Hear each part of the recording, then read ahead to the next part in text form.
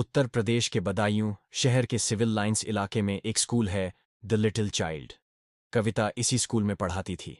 उसका पति देवराज एक कंपनी में मार्केटिंग ऑफिसर था और उसकी पोस्टिंग बदायूं जिला मुख्यालय से लगभग 40 किलोमीटर दूर था।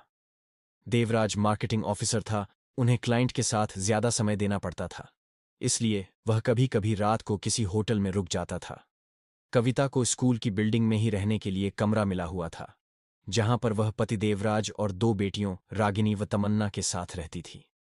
देवराज और कविता की मुलाकात लखनऊ में एक शादी पार्टी में हुआ था। कुछ मुलाकातों के बाद दोनों एक दूसरे को पसंद करने लगे। कविता मूल रूप से गोरखपुर जिले की रहने वाली थी। उसके पिता रमाशंकर एक होलसेल सब्जी व्यापारी थे। देवराज के पिता का कार्तिक था। वह बदायूं में रासायनिक खाद की दुकान चलाता था, जिसमें खेती किसानी के लिए खाद बीज आदि का व्यापार करता था। सन 2014 में पारिवारिक सहमति से देवराज और कविता का विवाह हो गया। देवराज की मां कांति देवी ने नवविवाहिता बहू कविता को हाथों हाथ लिया, पर कविता को देवराज के घर का माहौल रास नहीं आया। इसलिए उसने पति से कहा कि वह घर में बैठकर वक्त बर्बाद नहीं करना चाहती। कविता इंटरमीडिएट पास थी और उसकी अंग्रेजी भाषा पर अच्छी पकड़ थी। वह सोचती थी कि किसी भी इंग्लिश स्कूल में उसे नौकरी मिल सकती है।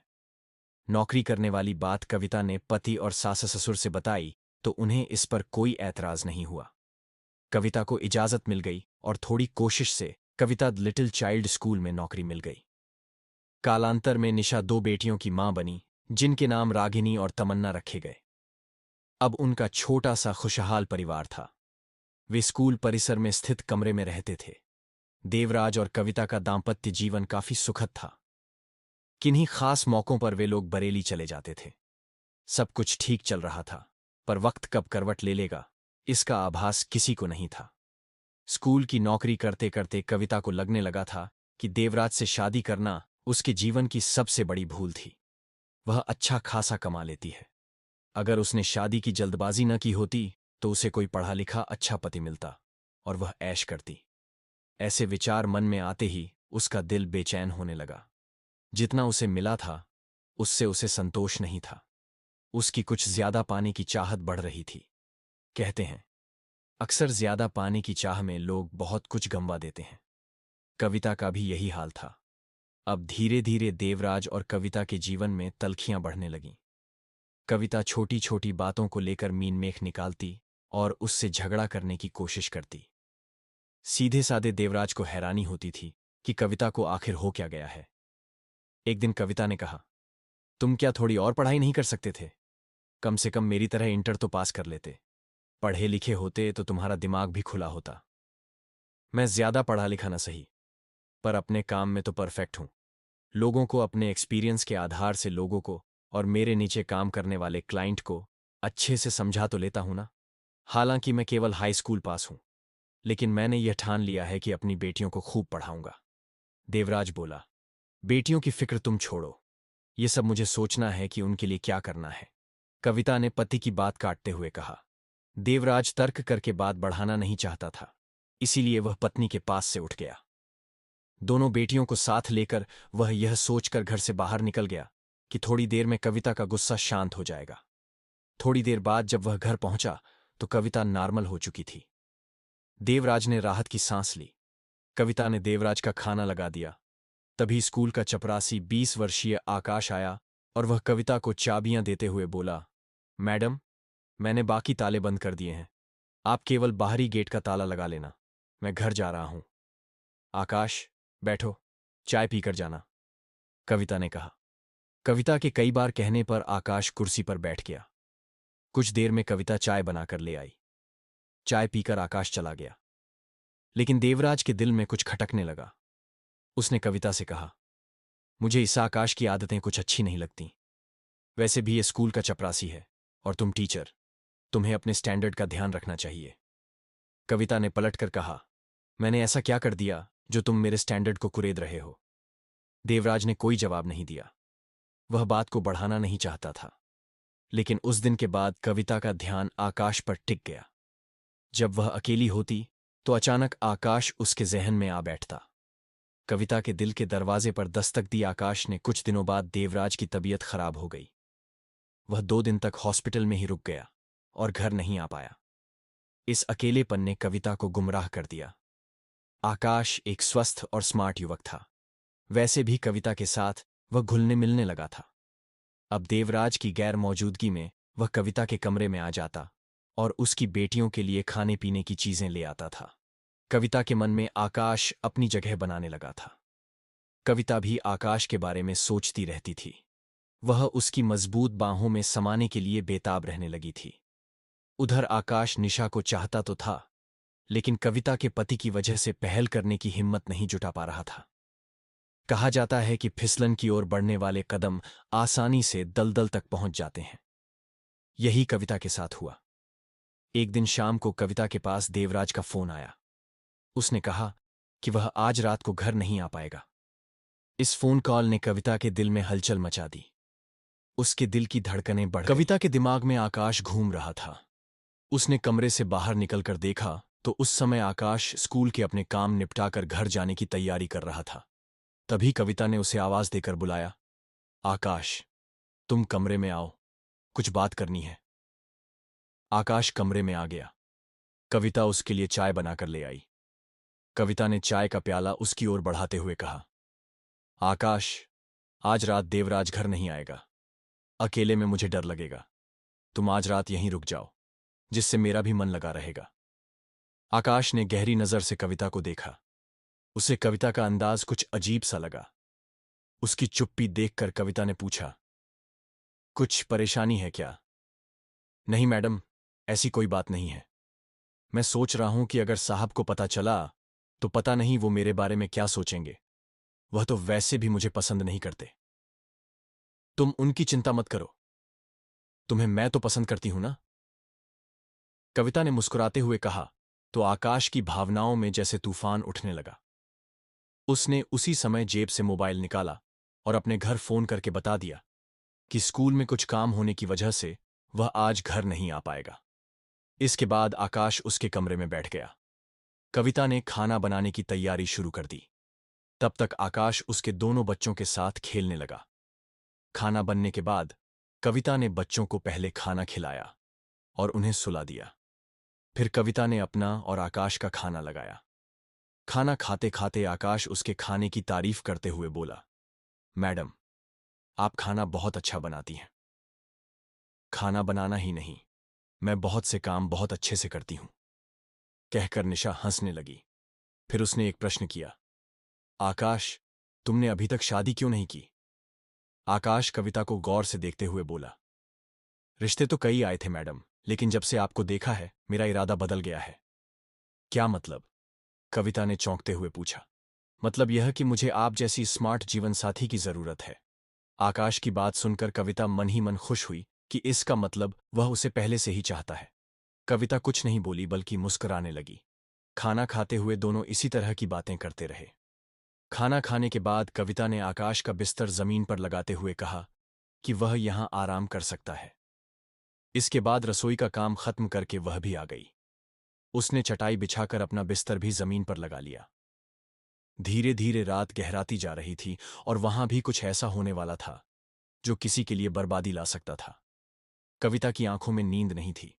उसने आकाश की तरफ देखा तो वह भी करवटें बदल रहा था। उसने पूछा, आकाश, नींद नहीं आ रही क्या? हाँ, नींद नहीं आ रही, पर सोच रहा हूं कि आपके पति तो अक्सर वजीरगंज में ही रुक जाते हैं।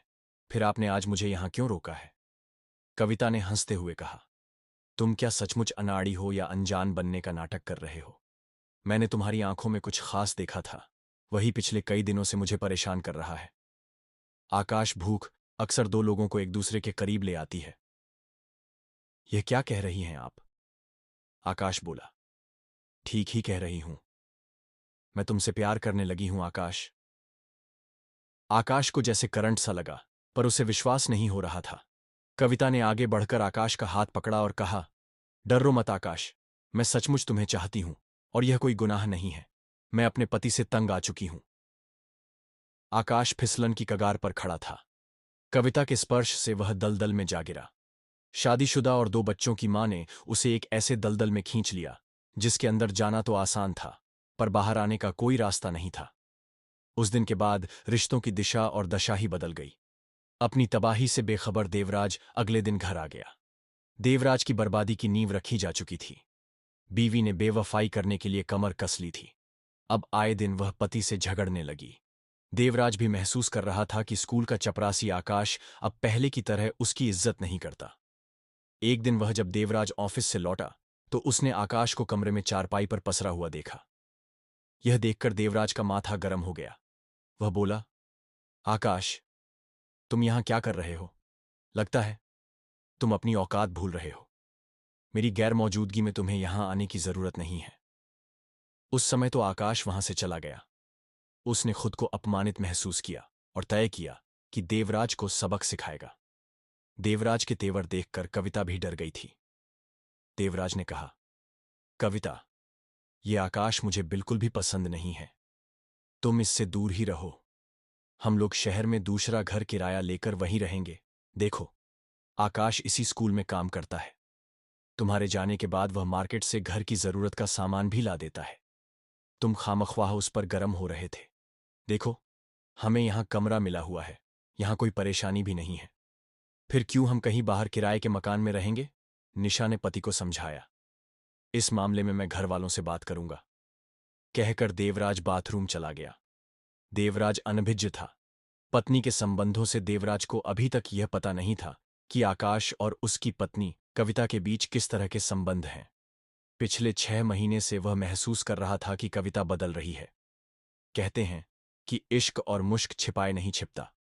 कविता और आकाश के नाजायज संबंधों की असलियत भी सामने आ ही गई। उस दिन आकाश घर जाने ही वाला था कि देवराज का पत्नी के पास फोन आ गया कि वह आज रात को घर नहीं आएगा। यह खबर सुनकर कविता खुश हुई। उसने आकाश को बुलाकर कहा, आज रात फिर अपनी ही है क्योंकि देवराज आज भी नहीं आएगा। ऐसा करो कि तुम नहा धोकर फ्रेश हो जाओ, तब तक मैं तुम्हारे लिए चाय बनाती हूं। कविता ने गैस पर चाय चढ़ा दी। आकाश भी फ्रेश होने के लिए बाथरूम में घुस गया। फ्रेश होने के बाद वह कविता के साथ साथ चाय पीने लगा। चाय की चुस्कियां लेते हुए वह बोला, ऐसा आखिर कब तक चलेगा? हमें कुछ करना ही होगा। हाँ, करेंगे, कहते हुए कविता ने कहा, अभी तो इन पलों को जियो जो हमें मिल रहे हैं। इसके बाद दोनों मौज मस्ती में लीन हो गए। आकाश इस बात से बेखबर था कि उसने बाहरी गेट बंद नहीं किया था। तभी अचानक दबे पांव देवराज वहां आ गया। बीवी को आकाश की बाहों में देखकर वह आग बबूला हो गया। उसने आकाश की टांग पकड़कर खींची और उसे कई तमाचे जड़ दिए। किसी तरह अर्जुन उसके चंगुल से निकलकर भाग गया। तभी देवराज ने कहा कि वह इसकी शिकायत स्कूल के प्रिंसिपल से करेगा। आकाश के चले जाने के बाद देवराज ने कविता को जमकर लताड़ा। कविता उसके पैरों में गिरकर अपनी गलती की माफी मांगने लगी, पर देवराज के तेवर सख्त थे। उसने कह दिया कि अब हम यहां नहीं रहेंगे। देवराज ने पिता को फोन पर सारी बातें बता दी और कहा कि अब हम यहां नहीं रहेंगे। पति का फैसला सुनकर कविता परेशान हो गई। वह किसी भी हालत में इस स्कूल को छोड़ना नहीं चाहती थी। अतः उसने तय कर लिया कि वह पति नाम के इस कांटे को अपनी जिंदगी से उखाड़ फेंकेगी। अगले दिन देवराज ऑफिस चला गया। कविता ने मौका मिलते ही आकाश को एकांत में बुलाकर कहा, अगर मुझे चाहते हो तो तुम्हें देवराज को रास्ते से हटाना होगा। आकाश का दिल तेजी से धड़कने लगा, क्योंकि ऐसा तो उसने कभी सोचा ही नहीं था। उसे चुप देख कविता बोली, हां, मैं ठीक ही कह रही हूं। आज देवराज जब घर आएगा तो तुम घर आकर उससे अपनी गलती की माफी मांगना और उसका विश्वास जीतना। इसके आगे क्या करना है मैं बाद में बताऊंगी। आकाश ने ऐसा ही किया। देवराज जब घर पहुंचा तो आकाश उसके घर चला गया। उसे देखते ही देवराज उस पर भड़का, तो आकाश ने उससे अपनी गलती पर अफसोस जताते हुए माफी मांग ली। सीधे साधे देवराज ने उसे माफ कर दिया और कहा कि अब वैसे भी हमें यहां नहीं रहना है। पर आकाश के दिल में देवराज के प्रति क्या था, ये बात देवराज नहीं जानता था। देवराज मौत की दस्तक को सुन ही नहीं पाया था। 15 जून 2019 को अपनी योजना के मुताबिक आकाश अपनी बाइक पर आया। उसने देवराज से कहा, चलिए मछली लेने चलते हैं। देवराज भी माहौल का तनाव कम करना चाहता था। वह आकाश को माफ कर चुका था। साजिश से अनजान देवराज आकाश के साथ बाइक पर बैठ गया। आकाश बाइक को इधर उधर घुमाता रहा। फिर बाइक तेलियापुरन गांव के सुनसान इलाके में ले गया और बोला, अब बाइक आप चलाओ, मैं पीछे बैठता हूं। देवराज ने ड्राइविंग सीट संभाली। दोनों शर्की रेलवे स्टेशन से कुछ ही दूरी पर पहुंचे थे कि बाइक पर पीछे बैठे आकाश ने जेब से तमंचा निकाला और देवराज के सिर पर गोली मार दी। देवराज का बैलेंस बिगड़ा और वह बाइक समेत जमीन पर गिर गया। देवराज खून से लथपथ था। अब योजना के मुताबिक देवराज को रेलवे ट्रैक पर डालना था ताकि उसकी मौत ट्रेन एक्सीडेंट लगे। आकाश चाहता था ट्रेन एक्सीडेंट समझा जाए। खून से लथपथ देवराज को आकाश ने रेलवे ट्रैक पर डाल दिया। उसके कपड़े भी खून से लथपथ थे। रेलवे लाइन पर पड़ा देवराज तड़प रहा था। वह अभी जिंदा था, पर आकाश ने जो सोचा था हो नहीं सका। उस रेलवे ट्रैक से गुजरने वाली ट्रेन तब तक वहां से निकल गई थी। अब सुबह 5 बजे से पहले वहां से कोई गाड़ी निकलने वाली नहीं थी। आकाश ने बाइक स्टार्ट की और घर आ गया। उसने खून सने कपड़े उतारे। कपड़ों पर लगा खून देखकर घर वाले सन्न रह गए। उन्होंने आकाश से जब सख्ती से पूछताछ की तो पता चला कि आकाश ने देवराज का कत्ल कर दिया है। आकाश ने अपने कपड़े धो डाले और घर वालों से सख्त लहजे में कहा कि कोई भी अपना मुंह नहीं खोलेगा। उसने कविता को काम हो जाने की खबर फोन पर दे दी। रात जैसे तैसे गुजर गई। सुबह मॉर्निंग वॉक पर निकले लोगों ने रेलवे ट्रैक पर लाश देखी तो किसी ने इसकी सूचना रेलवे पुलिस को दे दी। पुलिस वहां आ गई और लोगों से लाश की शिनाख्त कराने की कोशिश की, पर उसकी शिनाख्त नहीं हो पाई। सिविल लाइंस थाने की पुलिस भी वहां पहुंच गई। पुलिस ने देवराज की बॉडी की फोटो को व्हाट्सएप ग्रुप में डाला। इस ग्रुप में देवराज के पिता भी जुड़े हुए थे। उसने फोटो को देवराज के पिता के मोबाइल में सेंड किया। फोटो की पहचान कार्तिक ने अपन बेटे देवराज के रूप में की। कविता भी किसी से खबर पाकर घड़ियाली आंसू बहाती हुई पोस्टमार्टम हाउस पहुंची। वह वहां इस तरह से रो रही थी जैसे उसका सब कुछ लुट गया हो। पोस्टमार्टम के बाद लाश देवराज के गांव लाकर उसका अंतिम संस्कार कर दिया गया। कविता के हाव भाव देखकर कार्तिक की समझ में कुछ कुछ आ रहा था। उन्हें शक था कि उनके बेटे की हत्या कविता ने कराई होगी, क्योंकि उसे रंगे हाथ पकड़ने पर देवराज ने उसकी शिकायत अपने पिता से कर दी थी। कार्तिक ने जांच अधिकारी के सामने अपनी पुत्रवधू और आकाश के नाजायज संबंधों का खुलासा कर दिया था। पुलिस ने आकाश को हिरासत में ले लिया। आकाश ने अपने हाथ पर ब्लेड से कविता का नाम लिख रखा था। पुलिस ने कविता और आकाश को आमने सामने बैठाकर पूछताछ की तो दोनों एक दूसरे पर इल्जाम लगाने लगे। उनकी दीवानेपन आशिकी की हवा निकल चुकी थी। दोनों ने ही अपना जुर्म स्वीकार कर लिया। अब दोनों को जेल जाने का डर सता रहा था। पुलिस ने भादंबी की धारा 302, 201 के तहत मुकदमा दर्ज करके उनसे विस्तार से पूछताछ की और कोर्ट में पेश कर जेल भेज दिया। रागिनी और तमन्ना ने मां बाप दोनों को खो दिया था। देवराज की मां कंती देवी ने कहा कि उसे तो विश्वास ही नहीं हो रहा कि उनकी बहू उनके सीधे साधे बेटे को मरवा सकती है। अब इस उम्र में उन्हें अपने बेटे की बच्चियों की परवरिश के लिए जीना होगा।